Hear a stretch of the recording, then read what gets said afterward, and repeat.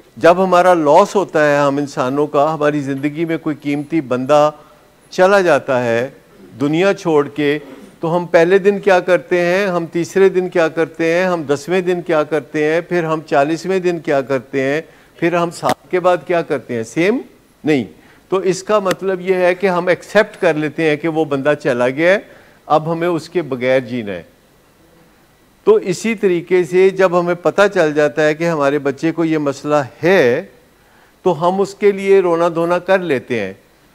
और जब मेरे साथ आप मिलने आते हैं तो मैं सबसे पहले ये कहता हूँ, बहुत अफसोस हुआ आपके साथ ये वाक़या हो गया। जब भी किसी का कोई नुकसान होता है तो आप जाके कहते हैं कि भाई बहुत अफसोस हुआ कि आपका ये नुकसान हो गया। इससे हमें एक्सेप्ट करने में मदद मिलती है और हम नेक्स्ट स्टेज पे चले जाते हैं कि चलो जो होना सी हो गया, उनमें एक ही करना है। तो फिर जब आप अगली स्टेज पे जाते हैं तो फिर आप देखते हैं कि अब बेस्ट क्या किया जा सकता है, क्योंकि जो कुछ भी होता है वो लोगों के साथ होता है, मेरे साथ, आपके साथ, सबके साथ, और जैद उमर बकर के साथ, सबके साथ होता है। पर सबका रिस्पॉन्स एक जैसा नहीं होता।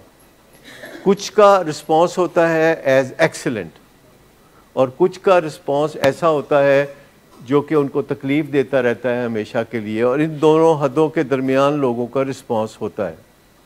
लेकिन हम सब खुशकिस्मत हैं कि हम 21वीं सदी में जी रहे हैं और बहुत सारे मसले, मासुबा चंद मसलों के, बहुत सारे मसलों का हल निकल आया हुआ है। अभी टेररिज्म का कोई हल नहीं निकला, चलें मान लेते हैं हमें इसका कोई मसला भी नहीं है, लेकिन एडिक्शन का हल है, बाइपोलर का हल है, डायबिटीज़ का हल है, हार्ट डिजीज़ का हल है। लेकिन इसको ऐसे टेकअप करना पड़ेगा कि जैसे ये मेरा मसला है, ये किसी का मसला नहीं जो मुझे आ गया, ये ऐसे टेकअप करना पड़ेगा। आपको इस मसले को हल करते हुए ओनरशिप लेनी पड़ेगी, अपनाना पड़ेगा कि हाँ ये मेरा बच्चा है, ये मेरा मसला है। ठीक, अगर हमसाये का बच्चा होता तो मेरा मसला नहीं था, फिर वो हमसाये का मसला था। तो जब हम इसकी ओनरशिप ले लेते हैं तो फिर हम देखते हैं कि हमारे पास कौन कौन से इंसान हैं जो मदद कर सकते हैं। तो हमारे पास कुछ इंसान होते हैं जो मदद कर सकते हैं। जी, हमें पता होता है कि अगर किसी को बाइपोलर डिसऑर्डर है तो ये इंपोर्ट होके नहीं आया, इंपोर्टेड हुकूमत की तरह वो करते हैं, इसी वजह से करते हैं। लेकिन हम कुछ बातें जो हैं फिर उनको समझाते हैं और हमें हद्दे अदब भी बड़ी मकसूद होती है। लेकिन हम पूछते हैं कि फैमिली में और किसी को, और यूजुअली लोग इसका जवाब देते हैं कि नहीं, जबकि फैमिली में और किसी को होता है, किसी मुक़द्दस इंसान को, किसी मुक़द्दस रिश्ते को, जिसके बारे में हम हमेशा ये कहना चाहते हैं कि वो तो कायद आज़म था और वो तो इल्लामा इकबाल था। और हम अपने बड़ों की ताज़ीम में अपने बड़ों की बीमारियों को डिनाइल की नज़र से देखते हैं।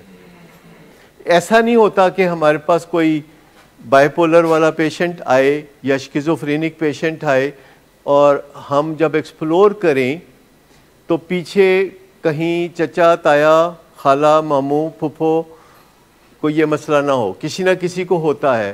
पर हम फ़र्ज़ कर लेते हैं कि किसी को है, ये जो बताना नहीं चाहते तो कोई बात नहीं।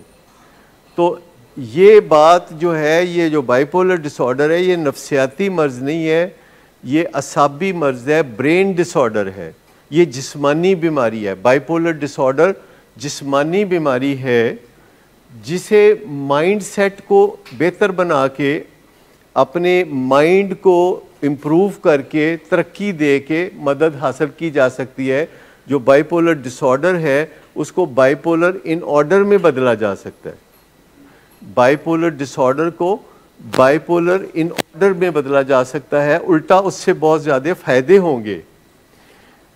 अब सबसे पहले तो ये समझने की ज़रूरत है कड़वा घूंट पी के कि ये मेरा मसला है, ये हमसायों का नहीं है, ये मेरा मसला है।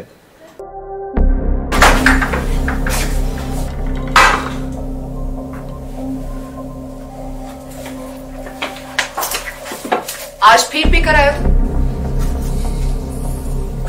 मेरा नहीं तो इन बच्चों का ही ख्याल कर लो। बंद करो तुम अपनी बकवास। लेकिन तुम अपनी घटिया हरकतों से बाज मत आना। तुम हो ही घटिया इंसान। तुम होती कौन हो मुझे रोकने वाली? तुम्हारे बाप के माल की पीता हूं क्या? शराब नोशी की वजह किरदार की खराबी नहीं, मूड की खराबी है। शराब नोशी कभी भी नशे की बीमारी में बदल सकती है। नशे की बीमारी हर स्टेज पर काबिले इलाज है। मदद हासिल कीजिए, क्योंकि वो ऐसा नहीं करेगा। विलिंग वेज से मदद हासिल कीजिए, कहीं से भी मदद हासिल कीजिए, लेकिन फौरी मदद हासिल कीजिए। जिस मुआवजे के इंतजार में आपने बहुत देर कर दी, अब वो दस्तक दे रहा है।